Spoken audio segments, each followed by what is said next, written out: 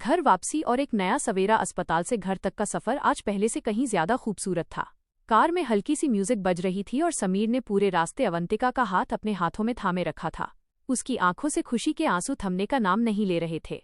वो बार बार अवंतिका की तरफ देखता और एक गहरी सुकून भरी सांस लेता, जैसे उसे अब भी यकीन न हो रहा हो कि उसकी दुनिया वापस लौट आई है। घर पहुंचकर समीर ने कार का दरवाजा खोला और बहुत ही नरमी से अवंतिका को बाहर निकाला। जैसे ही अवंतिका ने घर के अंदर कदम रखा, वो हैरान रह गई।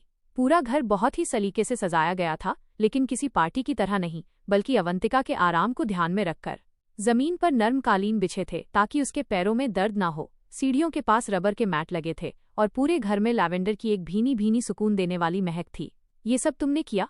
अवंतिका ने हैरानी और खुशी से पूछा। समीर ने मुस्कुराते हुए कहा, इन 4 महीनों में हर रोज यही सोचता था कि जब तुम और हमारा बच्चा वापस आओगे तो तुम्हें कोई तकलीफ न हो। मेरा बस चलता तो मैं पूरे घर को ही रुई कॉटन का बना देता।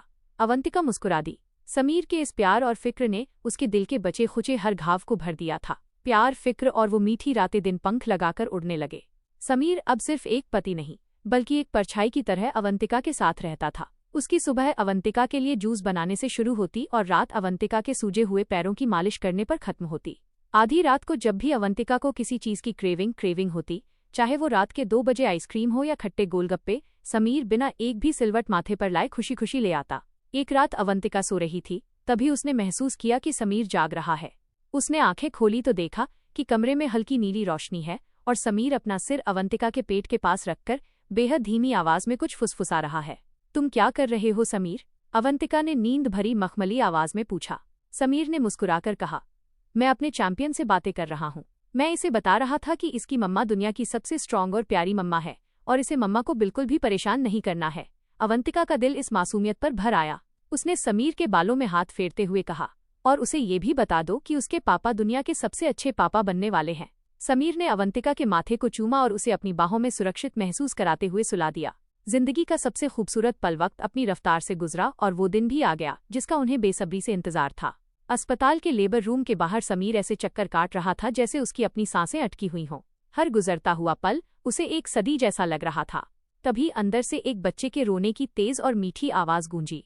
समीर वहीं जमीन पर बैठ गया और उसने आसमान की तरफ देखकर हाथ जोड़ लिए। उसकी आंखों से आंसुओं का सैलाब बह निकला। नर्स ने बाहर आकर मुस्कुराते हुए कहा, बधाई हो समीर जी, बहुत ही प्यारी सी बेटी हुई है। माँ और बच्ची दोनों बिल्कुल स्वस्थ हैं।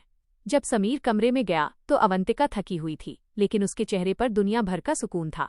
उसके सीने से लगी एक नन्ही सी जान थी, जिसकी आंखें बिल्कुल समीर जैसी थीं। समीर कांपते हाथों से आगे बढ़ा। अवंतिका ने मुस्कुराकर वो नन्ही परी समीर की बाहों में सौंप दी। उस छोटी सी जान को अपनी बाहों में लेते ही समीर फूट फूट कर रो पड़ा।